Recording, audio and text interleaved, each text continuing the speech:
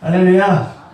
네, 오늘 창세기 13장 말씀 함께 읽도록 하겠습니다. 보도록 하겠습니다. 제가 오늘 이제 시작 전에 이 찬양을 선택한 이유가 있습니다. 오늘 말씀은 예배와 관련된 내용이에요. 예배와 관련된 내용입니다. 오늘에서 먼저 주제를 말씀을 드리면 예배는 하나님과의 약속을 확인하는 시간입니다. 한번 다시 따라해 보실까요? 예배는 하나님과의 약속을 확인하는 시간입니다. 그렇습니다. 아멘. 여러분 하나님과의 약속을 여러분 갖고 계십니까? 아멘. 우리는 하나님의 음성을 듣거나 죄송해요. 우리는 하나님의 음성을 직접 듣거나 하나님으로부터 환상을 보지 않았어도 우리는 이미 하나님의 약속을 받았습니다. 그 하나님의 약속이 뭐냐면 여러분 다 아시잖아요. 예수 그리스도입니다. 부활하신 예수 그리스도의 십자가가 우리에게 이미 약속을 이루셨습니다. 그 약속을 그러니까 십자가를 믿는 사람들은 이미 하나님의 약속을 다 받은 사람들인 줄 믿습니다. 네, 그렇습니다. 예배는 하나님과의 약속입니다. 아브라함이 우리 지난주에 봤지만 하나님의 뜻을 떠나서 이제 가나안 땅에 기근이 드니까 애굽 땅으로 갔어요.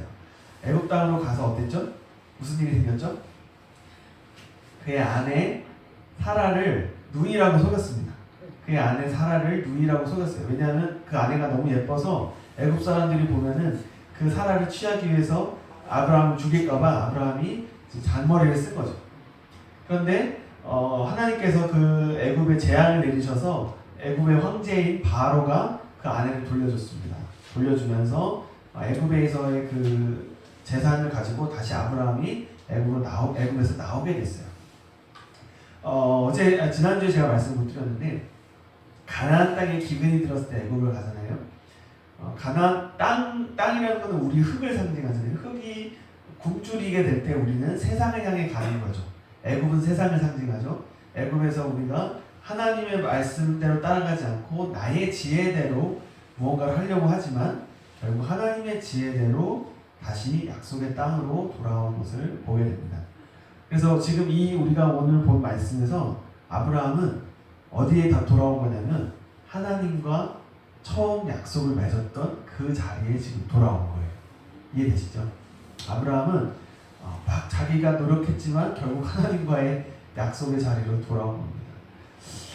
근데 올 때 뭘 들고 왔습니까? 1절에 보시면 애굽에서 그와 그의 아내와 모든 소유와 룩과 함께 네겝으로 올라가니 아브라함의 뭐가 풍부했대요? 가축과 은과 금이 풍부하였더라.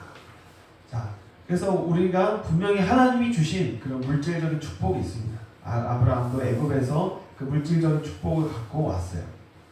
근데 어디에 도착했습니까? 그가 네겝에서부터 길을 떠나 베델에 이르며 베델과 아이 사이 빨간색 뭐라고 돼 있어요? 곧 전에 찾던 곳에 이르니. 네, 곧 전에 장막을 쳤던 곳에 이르니. 오늘 이제 다른 곳은 보실 필요가 없고 오늘 장소가 여기예요. 베델과 아이. 여기에 아브라함이 다시 돌아왔습니다. 이곳은 어디였냐면 하나님이 처음 그에게 약속하신 장소였어요. 내가 이 땅을 다 너에게 주겠다. 그 약속을 하셨던 장소였고 아브라함이 아주 잽싸게 거기다가 자기네 재단을 딱 쌓았죠. 이제 여기에 굉장히 큰 힌트가 있습니다. 오늘 재밌을 거예요. 네. 자, 4절에 나오잖아요. 그가 처음으로 재단을 쌓은 곳이라 그가 거기서 여호와의 이름을 불렀더라. 네. 여호와의 이름을 불렀더라. 그러니까 아브라함 이전에는 이 여호와 하나님의 이름이 없었습니다. 그냥 주 하나님 어떤 신은 있었지만 야훼라고 하는 그 이름은 부르지 않았어요. 네. 그 이름을 부른다는 건 어떤 거냐면 내가 하나님을 체험했을 때 그분이 이런 분이구나라는 내 영혼의 고백이 나도 모르게 튀어나오는 거예요. 그러니까 우리가 학교에서 배워서 아는 게 아니라 하나님을 만나게 되면 하나님 이런 분이야 라고 나도 모르게 내 영혼이 말하게 되는 거죠. 아브라함이 자기에게 약속하신 하나님을 경험하고 하나님의 이름을 딱 부르게 됐습니다. 자, 그런데 무슨 일이 생겼냐면 5절에 보시면 아브라함의 일행 롯도 뭐가 있었대요? 양과 소와 장막이 있으므로 롯도 재산이 있었던 거예요. 6절에 그 땅이 그들이 동거하기에 넉넉하지 못하였으니 이는 그들의 소유가 많아서 동거할 수 없었습니다. 이렇게 봤습니다. 그래서 오늘 1번에 뭐라고 되어 있어요? 오늘 주제 말씀 보면은 1번 다시 약속의 땅에 돌아오다. 2번 뭐예요? 왜 서로 떠나야만 했을까? 네, 왜 서로 떠나야만 했을까라는 겁니다.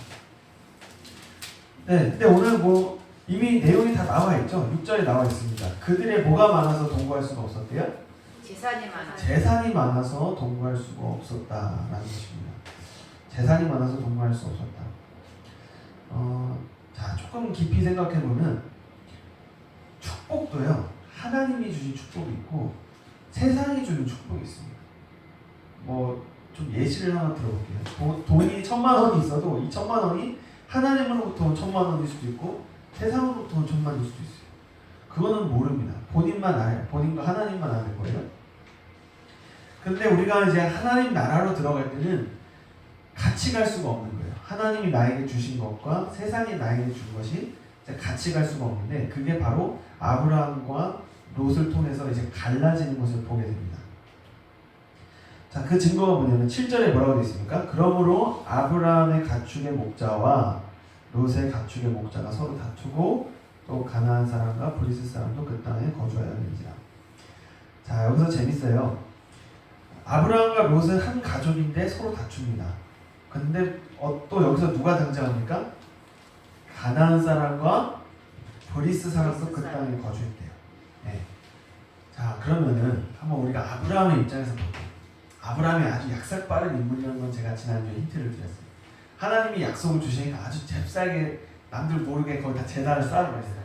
네. 그 동네 사람들 볼 때는 그냥 뭐 저 사람이 종교신이 맞나 보다 이랬겠지만 아브라함이 속삭이는 거예요.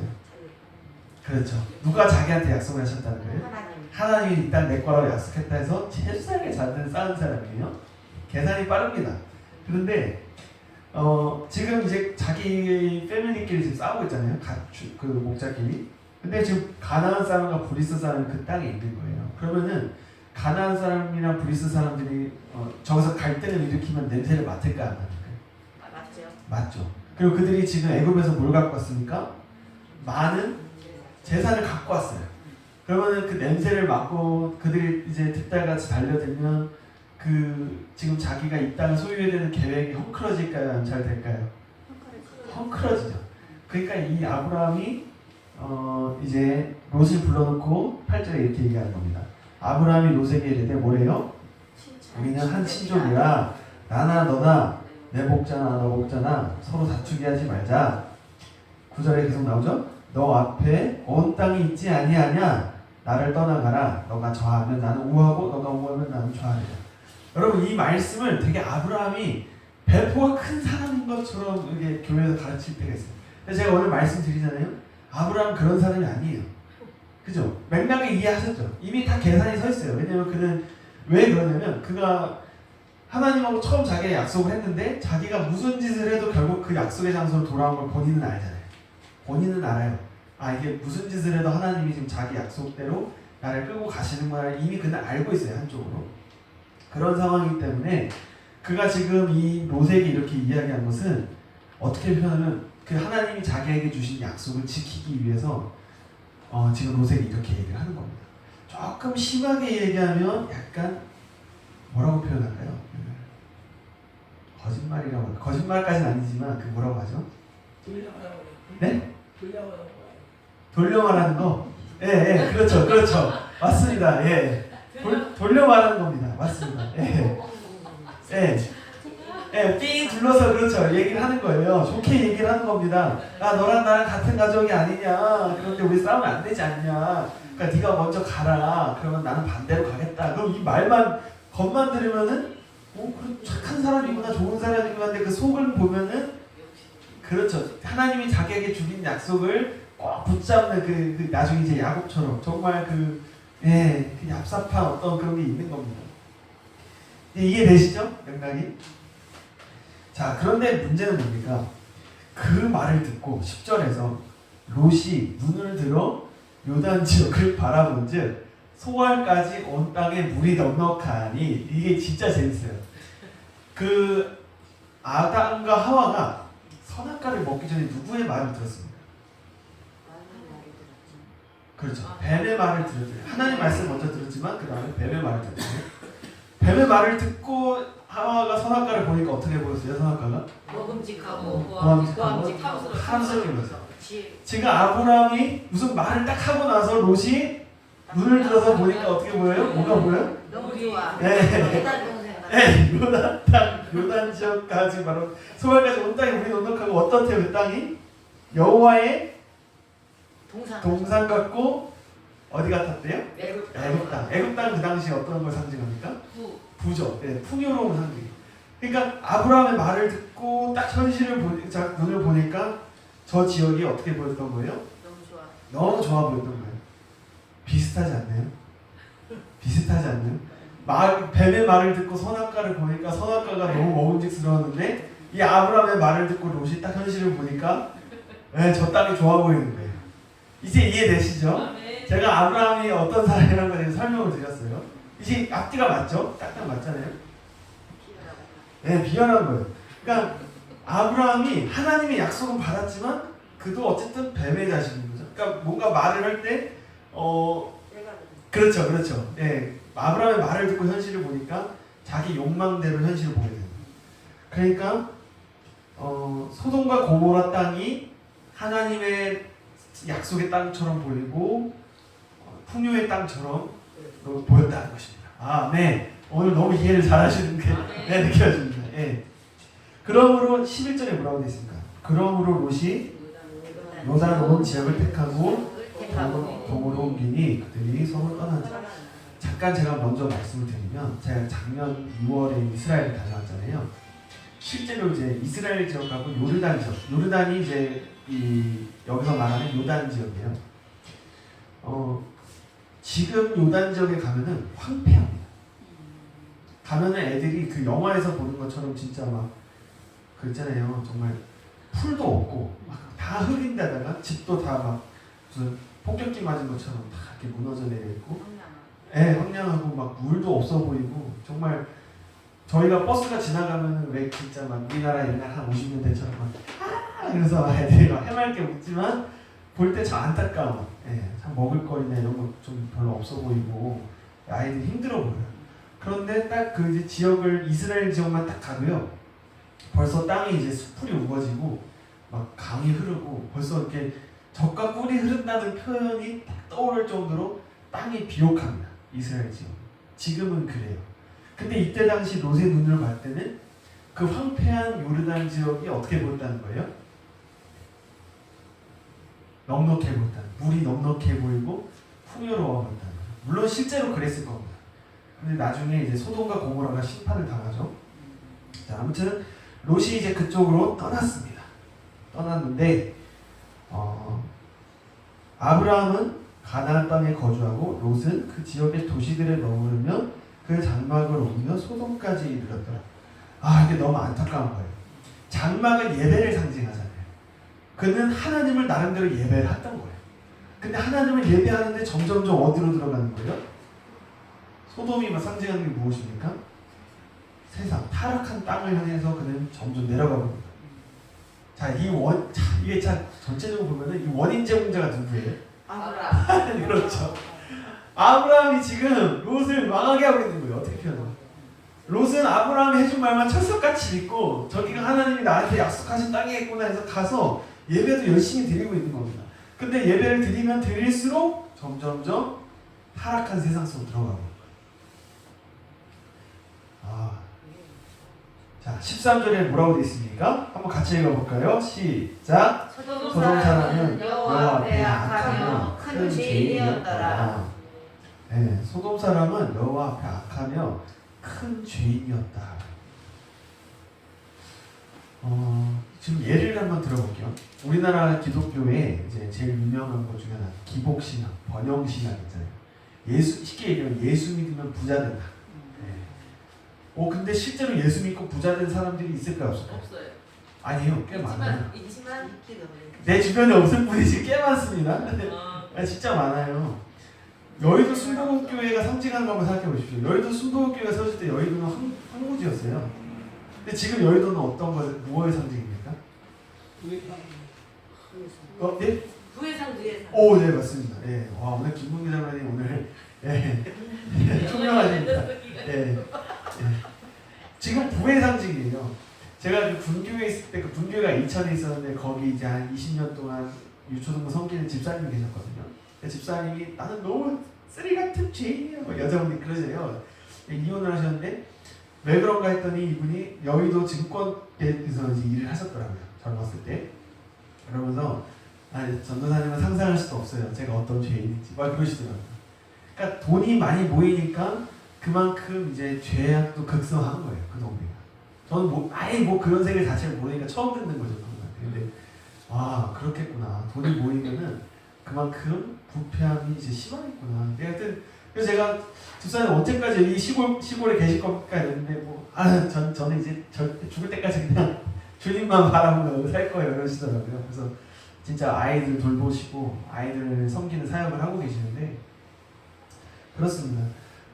그러한 어떤 번영신학, 어떤 기복신앙들이 우리를 어디로 이끌고 가냐면 13절에 나오는 소돔 사람, 여호와 앞에 악하며 큰 죄인들이 이미 거주하고 있는 곳으로 우리를 밀어넣는 거예요. 큰 그림이 지금 보이시죠? 네, 내가 믿고 싶은 하나님을 믿다 보면 내 주변에 하나님이 심판하기로 작정한 죄인들이 어느샌가 가득해지는 거예요. 자, 그런데 14절에 뭐라고 되어 있습니까? 14절 한번 읽어보겠습니다. 시작. 롯이 아브라함을 떠난 후에 여호와께서 아브라함에게 이르시되, 자 여기까지요. 롯이 아브라함을 떠나자마자 하나님이 마치 기다렸다는 듯이 아브라함에게 말씀을 하십니다. 비슷한 케이스가 있어요. 신약 성경에. 가룟 유다가 예수님이 주시는 떡을 받자마자 나갑니다. 예수님이 그 떡을 피에다가 포도주에 적셔서 주시고 가룟 유다가 그걸 먹자마자 나가요. 근데 오늘 읽진 않겠지만 요한복음을 보면 예수님이 마치 기다렸다는 듯이 유다가 나가자마자 뭐라고 얘기하시냐면 인자가 영광을 받을 때가 왔도다. 그 말씀을 제자들한테 하십니다. 그러면서 유다한테는 하지 않았던 얘기를 나머지 제자들한테 딱 하세요.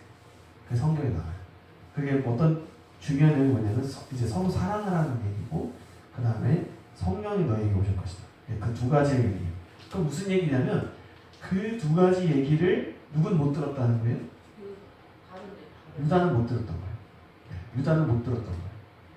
그러니까 영광에 대한 거, 서로 제자들이 서로 사랑하라는 거, 그리고 이제 성령께서 오시면은 모든 것을 생각나게 하신다. 뭐 이런 중요한 내용들, 거의 이제 복음서의 하이라이트거든요. 그 부분이 성령이 오신다. 이게 엄청난 거예요. 예수님 어떻게 보면 예수님이 하신 일보다 더 큰 일이 이제 성령이 오셔서 우리에게 하신다는 건데 그 부분을 유다는 못 듣고 나간 거예요.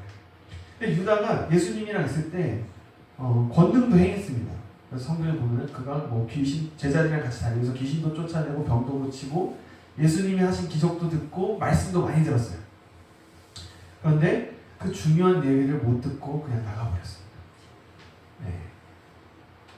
그런데 마치 예수님은 그가 나가야만 할 수 있는 말이었다는 것처럼 유다가 나가자마자 그 앉아있는 제자들에게 진짜 하고 싶었던 얘기를 하신 거예요. 이제 이해되시죠? 구조가? 이 상황도 똑같아요. 롯이 아브라함을 떠나자마자 하나님이 기다리신 것처럼 이제 아브라함한테 드디어 진짜 축복을 말씀하시는 거예요. 뭐라고 하십니까? 너는 눈을 들어 너 있는 곳에서 북쪽과 남쪽 그리고 동쪽과 서쪽을 바라보라. 15절에 한번 같이 읽어볼까요? 시작. 보이는 땅을 내가 너와 내 자손에게 주리니 영원히 이르리라. 아멘. 그런데 여기서 중요한 단어가 있습니다. 그것은 뭐예요? 영원히입니다. 영원히 모든 땅을 너한테 다 주겠다라고 하셨어요. 그런데 한번 생각해 볼까요? 이게 말이 됩니까? 어떤 민족에게 모든 땅을 다 주는 게 사실 논리적으로 말이 되나요? 그리고 이스라엘 민족이 그 역사에서 실제로 모든 땅을 다 가졌나요? 자, 여기서 중요한 내용이 있어요. 앞에서 롯에게 사기를 친 사람은 누구였죠? 아브라함이었어요. 사기를 친 사람 아브라함인데 지금 아브라함에게 말씀하시는 분은 누구예요? 하나님이에요. 그러면 아브라함은 거짓된 사람입니까? 참된 사람입니까? 거짓된 사람이에요. 근데 그 아브라함에게 말씀하시는 하나님은 어떤 분입니까? 참되신. 그렇죠. 참되신 거예요. 이게 성경에서 너무 중요한 내용이에요. 이 차이가 이해되세요? 아멘. 아브라함은 믿음의 조상이라고 하잖아요. 근데 믿음의 조상이라고 하는 사람이 알고 보니까 사기꾼인 거예요. 잔머리. 그렇죠. 잔머리의 대왕이야. 잔머리 대왕이에요. 근데 그 잔머리의 대왕을 믿음의 조상으로 만든 분은 누구세요? 하나님이에요. 와, 이게 말이 되나요? 안 돼요. 안 되는데 하나님 그렇게 아멘. 이게 진짜 기가 막힌 거예요. 근데 문제는 뭐예요? 지금의 이스라엘 사람들, 유대인들은 다 누구의 후손들이에요? 아브라함의 후손들이에요. 그래서 그 사람들은 예수를 안 믿습니다. 그럼 예수를 안 믿는다는 건 뭐예요? 이 사람들이 원하는 거는 이 약속의 말씀을 이루는 거예요. 그러면 이스라엘 사람들이 해석할 때 이 약속의 말씀을 이룬다는 건 결국 뭡니까? 잘 생각해요. 이스라엘 사람들 입장에서 하나님이 지금 이 약속의 말씀을 하셨다는 거는 하나님이 뭘 자기들한테 주신 거예요? 땅을 주셨죠. 땅을 주셨는데 어떤 땅을 주신 거예요? 자기 민족들한테? 좋은 땅. 네? 좋은 땅. 여기서 나온 건 뭐예요? 좋은 땅인데 뭐라고 돼 있습니까? 북쪽과 남쪽, 동쪽과 서쪽 보이는 땅. 다 보이는 땅을 다 영원히 준다. 다 이 세상을 다 누구 민족에게 줬다고 믿는 거예요? 아브라함. 그러면은 이스라엘 사람들은 아브라함의 후손이잖아요. 네. 유대인들은 지금 또 뭘 믿고 있냐면 하나님이 온 세상을 다 줄 것이다. 다 줄 거라고 믿고 있고, 그래서 지금도 금융이나 인터넷이나 이런 걸로 온 세상을 지배하고 있는 게 다 유대인이에요. 이해되시죠? 구조가 이해되시죠? 그런데 그들이 놓치는 건 뭡니까? 이 성경에서 핵심은 뭐예요? 아브라함은 사기꾼이다. 네. 그럼 참된 분은 누구예요? 하나님. 그러면 하나님이 지금 여기서 원하시는, 사실 진짜 하나님의 뜻은, 그러니까 예수님하고 이어서 생각해보면 성령을 통해서 모든 땅을 우리에게 주시는 거예요. 사실 예수님이 제자들을 이제 임명하시면서 성령을 얘기하시면서 너희가 어디로 가요? 땅 끝까지 복음을 전하라고 했어요. 하나님의 나라를 이야기하는 거예요. 하나님의 나라와 성령은 세트예요. 눈에 보이지 않는 나라예요. 그러니까 예수님을 통해서 주신 나라, 진짜 나라는 사실은 그건데, 유대인들은 어떻게 해석했다는 거예요? 이 말씀을? 보이는 땅을 지금 우리한테 다 줬다. 예. 이 세상은 다 누구 거다? 우리 유대인 거다. 이렇게 믿고 있는 거예요. 진짜 믿고 있어요, 그 사람들은. 그래서 계속 잔머리를 써요. 그래서 우리가 막 피 빠지게 노동하고 고생한 거를 위에서 쭉쭉쭉 빨아먹는 게 다 유대인. 진짜로 그 사람들이 그쪽에 머리가 타고났어요. 정말이에요. 빨대를 꽂고 있어요. 빨대 꽂았어. 그 전 세계 사람들이 엄청 고생해서 막 농사 짓고 뭐 하는 거를 다 위에서 빨아먹는 사람들이 유대인이야. 근데 유대인 혐오로 가면 안 됩니다. 그렇게 가면 안 돼요. 왜냐하면 사도들도 유대인이었거든요. 그러니까 그게 문제가 아니고, 예수를 믿지 않는 유대인, 예수님을 거역하는 유대인들은 그렇게 온 세상을 지배하고 싶은 마음 아니에요. 근데 온 세상을 지배하려는 욕망은 누가 준 겁니까, 사실? 하나님이 주셨죠. 아니죠. 하나님이 아브라함한테 그렇게 하셨으니까 아브라함이 조정이 그러니까 그걸 바라보고 욕망을 키울 수밖에 없죠. 그렇죠. 그런데 하나님의 원래 본 뜻은 이제 아브라함의 후손을 통해서 예수 그리스도를 통해서 보이지 않는 하나님의 나라, 성령을 통해서 보이지 않는 하나님의 나라를 주신 거죠. 제가 그 말씀이 지금 정확히 기억이 안 나는데, 너희는 모든 민족에게 가서 복음을 전하라. 가서 복음을 전하고 세례를 주고 내가 너희에게 가르쳐 분부한 것을 지키게 하라. 예수님의 명령을, 지상 대명령을 위임하시는 거죠. 그게 이제 하나님의 본래 뜻인데, 유대인들은 이제 거기까지는 안 가, 예수님을 안 믿으니까 보이는 세상을 내가 지배하겠다. 근데 이 보이는 세상을 지배하라는 욕망은 사실은 우리에게 선악과를 속였던 마귀의 욕망이에요. 그러니까 지구가 문제가 아닙니다. 지구는 그냥 있는 거예요. 근데 그 지구를 바라볼 때 하나님의 나라를 바라보느냐 아니면 마귀의 나라를 바라보느냐, 이건 천지 차이라는 거예요. 그래서 예수님을 믿느냐 안 믿느냐에 따라서 이 세상을 보는 관점이 완전히 달라지는 거죠. 이해되시죠? 네. 아멘. 그러니까 롯이 떠나자 말씀하시는 하나님인데 사실은 이 말씀 좀 깊이 생각해 보면은 똑같은 아브라함이지만 예수 그리스도를 통해 보느냐 그냥 아브라함을 보느냐에 따라서 의미가 완전히 달라진다는 거죠. 그래서 요한복음에 보면은 막 유대인들이 저항을 합니다. 예수님한테. 우리도 아브라함의 후손이다. 막 이렇게 얘기를 하는 거예요. 네. 근데 예수님이 이제 거기에 대해서 아주 신랄하게 이야기를 하시죠. 너희 아비는 마귀라고 얘기해요. 네. 유대인들은 쇼크를 받는 거예요. 이 사람이 미쳤구나 지금. 이제 이해되시죠? 유대인들의 입장도 이해가 되시죠? 유대인들의 입장도 이해가 되고 예수님이 왜 그렇게 얘기하셨는지도 이제 우리는 이해할 수 있는 거예요. 아멘. 네. 오늘 너무 이해를 잘해주셔서 감사합니다. 네. 16절 한번 같이 읽어보겠습니다. 시작. 내가 내 자손이 땅의 티끌같이 하리니 사람이 땅의 티끌을 능히 셀 수 있을 텐데 내 자손도 세리라. 아멘. 그러니까 여기서 말하는 자손이 아브라함이 해석할 때는 자기 육신의 혈통을 상징한다고 생각했겠죠. 근데 하나님은 그렇죠. 보이지 않는 예수 그리스도를 믿음으로 인해서 그분의 백성이 된 모든 사람을 얘기하는 겁니다. 아멘. 그렇죠. 그러니까 서로 생각하는 게 다른 거예요. 아브라함이 생각하는 거랑 하나님이 의도하신 거랑 사실은 다른 거죠. 17절도 한번 같이 읽어보겠습니다. 시작. 너는 일어나 그 땅을 종과 획으로 두루 다녀보라. 내가 그것을 내게 주리라. 자, 이 말씀 우리에게 적용해보면 사실은 말이죠. 우리가 예수 그리스도 안에 있고 성령 안에 있다는 것은 엄밀한 의미로는 모든 세상을 다 하나님이 우리에게 이미 주신 거예요. 자, 여기서 갈등이 생깁니다. 왜냐하면 서울에 지금 부동산 값이 엄청 뛰는데 저희가 거기 계약서를 지금 갖고 있습니까? 없습니까? 법적으로. 없습니다. 없죠. 이 물리적인 관점에서 보면 우리는 사실은 그렇게 가진 것이 없어요. 네, 많이 없어요. 네. 그게 지금 아브라함과 아브라함의 후손들이 현실을 바라보는 세계 속에 우리가 갇혀 있는 거예요. 이해되시죠? 그럼 이 세계, 그러니까 뭔가 우리가 생각하는 이 개념의 소유에서 꼭대기에는 지금 누가 있다는 거예요? 제가 말씀드린 것처럼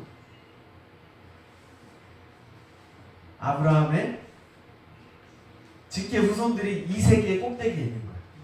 네. 계약서, 돈, 금융, 이 세계의 꼭대기에 지금 유대인들이 있는 거예요. 그리고 이 세계에서는 우리는 사실 그렇게 가진 게 많이 없어요. 근데 예수 그리스도 안에서 성령 안에서 보면은 사실은 제가 오늘 이거는 사실 좀 우리가 각자 기도하면서 확인해 보셔야 되는데 하나님이 다 주셨어요. 정말이에요. 물질적인 소유를 주셨다는 그런 개념이 아니라 그 이상의 것들을 이미 다 주셨어요. 성도님들이 정말 예수 그리스도 안에 있다면 예수님처럼 사역하실 수 있는 분들이에요. 정말입니다. 우리 자신은 연약하고 능력이 없을 수 있어요. 부족합니다. 근데 예수 그리스도 안에 있는 우리의 모습은 하나님이 이미 더 이상 줄 게 없을 정도로 다 주셨어요. 아멘. 아멘. 예수님이 너무나 놀라운 능력을 보여주셨잖아요. 그 예수님의 말씀과 능력이 우리가 주님을 믿는 순간 내 노력이나 경험에 상관없이 그냥 우리 안에 들어온 겁니다. 그 성도님들이 그만큼 너무 귀한 분이에요.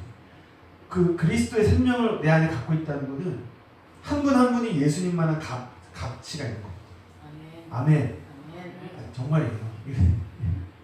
사실 저는 앞에 선다는 게 사실 굉장히 두렵습니다. 왜냐하면 이 앞에 예수님 한 분만 계셔도 무서울 텐데 예수님의 값을 갖고 계신 분이 지금 몇 분이에요? 다 10분이 계시는 거예요. 12분이 계신 거예요.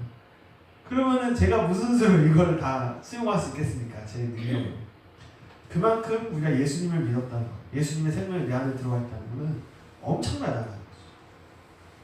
그래서 기도하시다가도 이런 겁니다. 처음에는 막 내 문제와 상황을 놓고 기도를 하는데 성령 안에서 그리스도 안에서 기도하다 보면은 어떤 걸 알게 되냐면 하나님이 이미 다 해결하셨고 이미 다 나에게 주셨을 뿐만 아니라 나에게 이 문제들을 다스릴 수 있는 능력까지 주셨다. 제가 자주 드는 예시인데 비가 안 옵니다. 농사를 지는데 비가 안 와요. 그러면은 이 구약적인 기도는 뭐냐면 하나님 비가 안 옵니다. 비가 내려지게 하여 주시옵소서 이렇게 기도를 하는 겁니다. 근데 기도를 하다가 믿음이 생겨요. 예수님에 대한 믿음이 생기고 예수님과 딱 연합이 돼서 성령으로 기도를 하게 되면 어떤 일이 생기냐면 하나님이 지도를 딱 펼쳐 보이시는 거예요. 그러니까 네가 내리게 하고 싶은 데를 골라봐. 내가 거기 길을 내리게 해줄게. 진짜로요? 그러면은 그럼 여기 비 이렇게 이만큼 내리게 해주시고 이만큼 내리게 해주시고 그래서 선포해라. 네, 비가 내릴지어다 하면은 비가 내리는 거예요. 그러니까 이 기도는 밑에서 위를 바라보면서 이렇게 주세요. 그런데 예수님 안에 있는 기도는 뭐냐면 하늘에서 땅을 향해서 선포하는 거예요. 아멘.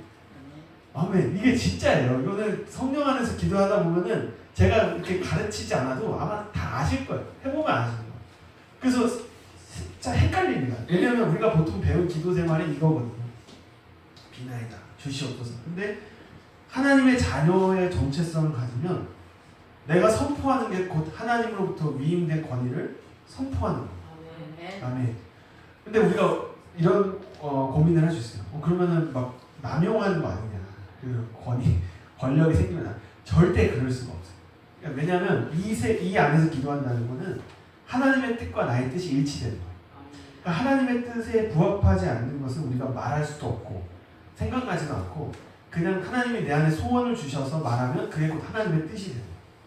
그게 우리가 성령 안에서 기도할 때 경험하는 거예요. 그리고 성도님들이 성령 안에서 말씀하실 때도 마찬가지예요. 그래서 주변 어떤 이웃들과의 관계에서도 성령 안에서 말씀하시면 그걸 머리로는 이해 못하지만 그 영혼이 그걸 듣고 그 역사가 일어나는 거예요. 실제로 이제 아마 많이 이미 경험하신 분들도 계시고 앞으로 경험하실 분들도 계실 거예요. 그래서 우리가 성령 안에서 기도하고 성령 안에서 하나님의 자녀의 권세를 쓰는 것 이것이 너무나 중요합니다. 아멘. 왜냐면 이게 지금 창세기 본문 말씀에는 없지만 이제 신약 성경에 가보면 이 창세기 아브라함을 갖고 와서 바울이 성령에 대해서 이야기할 때 아주 다 연결된 주제예요. 그래서 제가 지금 막 신약 성경 다 찾아봐서 이렇게 하면 또 복잡하니까 미리 이렇게 간단하게 말씀드려요. 자, 한번 그래서 정리해서 한번 선포해 보겠습니다. 가슴에 손을 얹으시고 나에게는 하나님의 자녀의 권세가 있습니다. 대통령보다 대기업 총수보다 옛날 왕들보다 훨씬 큰 권세가 내 안에 있습니다. 아멘. 아멘. 정말입니다. 제가 지금 지어낸 얘기가 아니에요. 이것을 경험하시는 저희 성도님들 되시길 바랍니다. 정말입니다. 정말 성도님들이 기도하실 때 하늘에 있던 막 악한 것이 다 떠나고 천사들이 오고 정말 병이 고쳐질 수 없는 사람들이 병이 고쳐지고 정말 가본 적도 없는 나라들을 성도님들이 가보셔서 그 나라의 영적인 지형을 바꾸실 거예요. 혹시 여기 아프리카 가보신 성도님 계십니까? 없으시죠? 워싱턴에 가보신 분 계십니까? 없습니다. 기도하면은 전 세계를 돌아다니실 수 있어요. 전 세계를 돌아다니실 수 있고, 그리고 그 동네 사람들도 못 바꾸는 거를 이 광명시에 계신 우리 성도님들이 전 세계를 쥐락펴락하실 수 있는 겁니다. 기도를 통해. 아멘. 놀라운 경험이 있으시길 축복합니다. 아멘. 자, 이제 마지막입니다. 18절 한번 읽어보겠습니다. 같이 읽겠습니다. 시작. 이에 아브라함이 장막을 옮겨 헤브론에 있는 마므레 상수리 숲에 이르러 거주하며 거기서 여호와를 위하여 제단을 쌓았더라. 아멘. 자, 이 약삭빠른 아브라함이 뭐 하나는 기가 막히게 잘했습니다. 제단 하나는 기가 막히게 쌓았어요. 하나님이 약속을 하시면 기가 막히게 제단을 거기다 쌓았어요. 이 캐릭터가 보이시죠? 아브라함의 캐릭터가. 아주 그냥 남들한테는 그렇게 해놓고 하나님이 자기한테 약속해주면 제사하게 그냥 제단을 쌓아놨어요. 그래서 그것이 뭐예요? 이 땅은 하나님이 나에게 준 땅이다라는 거거든요. 이 땅은 하나님이 나에게 준 땅이다. 그렇죠? 딱 표시를 해놓는 거죠. 도장을 찍는 거. 그래서 예배는 하나님과 우리 사이에 약속의 도장을 찍는 시간. 아멘. 아멘. 정말입니다. 미리 말씀을 드리면 이제 여기 계신 성도님들이 다 각자 상황이 다르잖아요. 그리고 이제 각자 기도해 보시면 내가 하나님 앞에서 이렇게 어떻게 보면 뚫어야 되는 문제, 해결해야 되는 숙제 이런 것들 다 다를 거예요. 그죠? 다 다른데 예배 시간은 뭐냐면 지난 한 주 혹은 어제 나의 삶에 하나님께서 약속하신 일들이 이제는 도장을 찍었다는 거. 아멘. 아멘. 과거의 일들을 우리는 더 이상 매이지 않습니다. 그러니까 오늘 이 시간 예배에 우리가 올 때는 모든 문제의 도장을 찍고 하나님이 약속하신 새로운 땅으로 넘어가는 시간입니다. 아멘. 아멘. 그래서 그 보이지 않는 하나님의 약속을 보는 믿음으로 취하시길 바랍니다. 아멘. 아멘. 그래서 조금 눈치가 있으신 성도님들은 예를 들면 지금 제가 이렇게 얘기를 하면은 벌써 마음이 내 가족들한테 가는 거예요. 예를 들면 내 자녀들을 축복하고 내 자손들을 축복하고 막 그쪽으로 DNA가 막 돌아가는 거. 예, 그렇게 하는 겁니다. 예를 들어서 말씀드립니다. 네. 아멘. 이렇게 해서 예배의 재단을 우리가 쌓기를 바랍니다. 아멘. 우리가 비록 연약하고 아브라함 같은 사람일지라도 하나님은 그가 믿음으로 쌓아 올린 재단을 인정하셨습니다. 아멘. 아멘. 우리도 그렇습니다. 우리도 아브라함 같은 사람인데 약속으로 하나님께 재단을 쌓을 때 하나님은 반드시 역사하시는 분인 줄 믿습니다. 아멘. 아멘. 이렇게 예배의 재단을 쌓는 저희 모두가 되길 바랍니다. 아멘. 아멘.